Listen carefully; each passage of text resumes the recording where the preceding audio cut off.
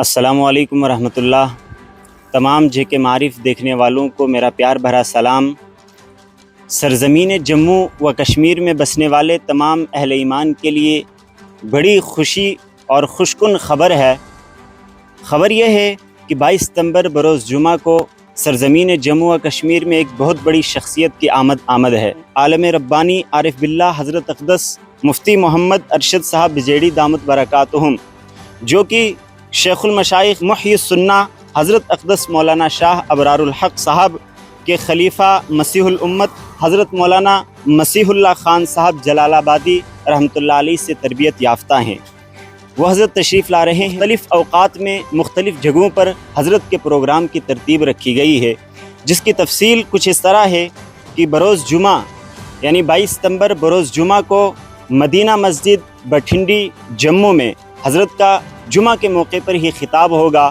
اس کے بعد جمعہ کے روز مغرب کے بعد جامعہ مرکز المعارف بٹھنڈی مدرسے میں علماء کرام، ائمہ اعظام اور ابنائے قدیم کے لیے خصوصی مجلس رکھی گئی ہے۔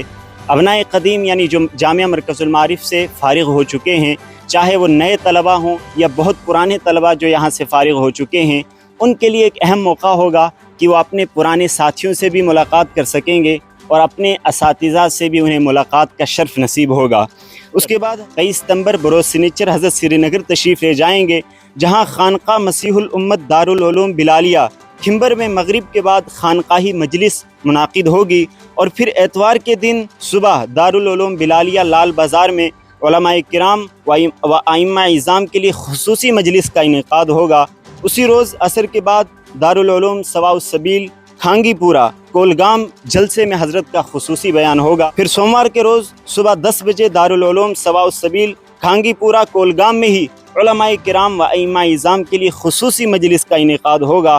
سوموار کو مغرب کے بعد دارالعلوم بلالیہ لال بازار سری نگر خانقاہی مجلس منعقد ہوگی، اور پھر منگل کے روز صبح 11 بجے دارالعلوم سوپور میں علماء کرام و ائمہ اعظام کے لیے مجلس کا انعقاد رکھا گیا ہے، اور اسی دن مغرب کے بعد مسجد مرشدین کپواڑہ میں علماء کرام کے لیے خصوصی مجلس کا انعقاد کیا گیا ہے۔